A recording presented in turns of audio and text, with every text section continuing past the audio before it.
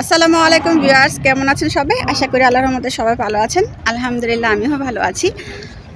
Long time হয়ে গেছে, তেমন কোনো ভিডিও ছাড়া হয় না, বাসা থেকে বের হওয়া হয় না, তাই ভিডিও ছাড়া হয় না।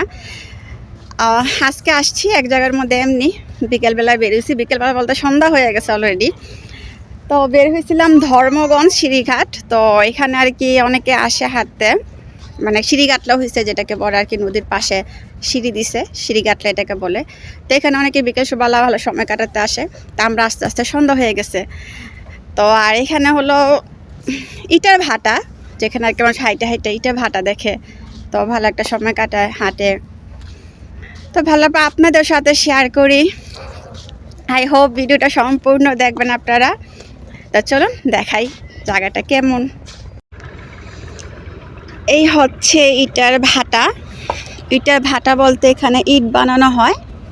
এই যে ইট বানিয়ে এখানে শুকা দিয়ে রাখছে, সারি সারিভাবে সব শুকা দিয়ে রাখছে। শুকানো হলে তারপরে এইভাবে শক্ত হয়ে গেছে অনেকটা রাখে, দেন এগুলাকে ওই যে ওগুলার ভেতরে রেখে পুইরা তারপর শক্ত ইট বানায়। এটা হলো ইটার ভাটা। এত ক্লোজলি কখন ইটার ভাটার মধ্যে আসা পড়ে নাই, তো এখানে ঘুরতে আসা পড়লো। পাশে আছে নদী, সাথে আছে অনেক গুরুত্বপূর্ণ মানুষ বলা যাবে না জীব, সেটা হলো এই যে ওয়া সরে গেছে, হয়ে গেল।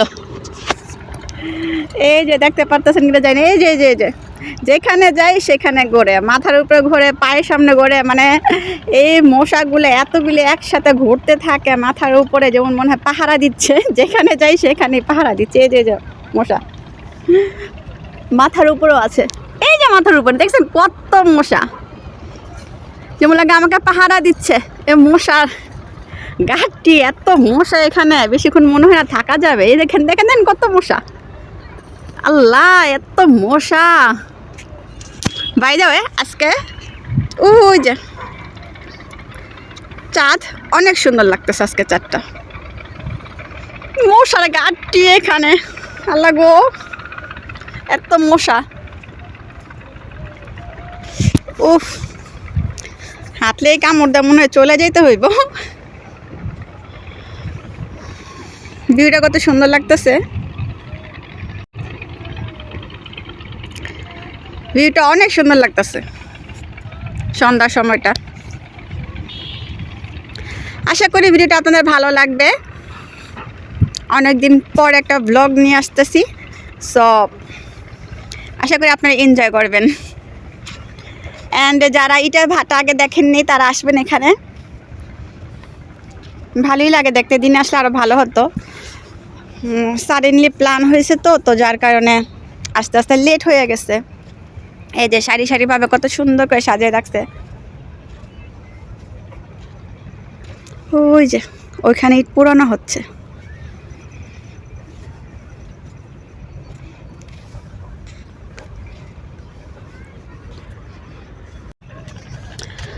এই যে একটু ভিতরের দিকে যাচ্ছি। এতক্ষণ বাইরে কিনারে হাঁটতেছিলাম। কত সুন্দর করে সারি সারিভাবে সাজিয়ে রাখছে, মাটিগুলো থেকে সুন্দর ইট হয়ে যায়।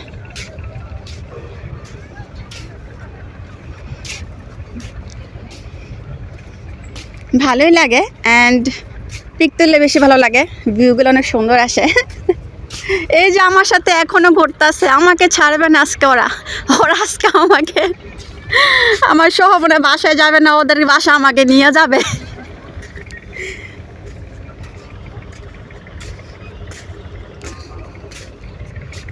ওই যে ওই ইটগুলা শুকানো, মানে পোড়া হয়ে গেছে।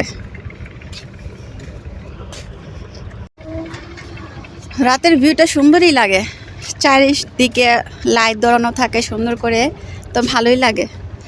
সন্ধ্যার পর রাত ঘনিয়ে আসতেছে, তো যার কারণে সব লাইটগুলো ধরানো রাখছে।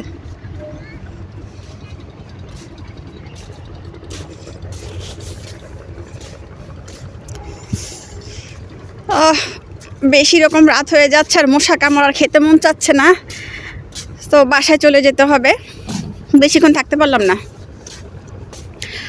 আর একটু আগে বের হলে ভালো হতো, জানতাম না, হঠাৎ করে বের হয়েছে তো তাই আর কি। তো ভিউয়ার্স দেখতে পারতেছেন অলরেডি রাত হয়ে গেছে অ্যান্ড মোশন অনেক বেশি জ্বালাতন করতেছে, তো বেশিক্ষণ থাকা যাবে না এখানে, তো চলে যেতে হবে। আই হোপ ভিডিওটা আপনারা এনজয় করছেন অ্যান্ড আপনাদের অনেক ভালো লাগছে। তো যদি ভালো লেগে থাকে হ্যালো গাইস, আমার মেয়ে বলে হ্যালো গাইস।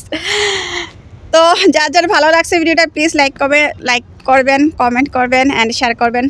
আর আমার মেয়ে আপনাদেরকে হ্যালো গাইস বলছে, তো ওকেও হ্যালো বলে দিবেন। তো সবাই ভালো থাকবেন, দেখা হবে নেক্সট ভিডিওতে। আল্লাহ হাফেজ।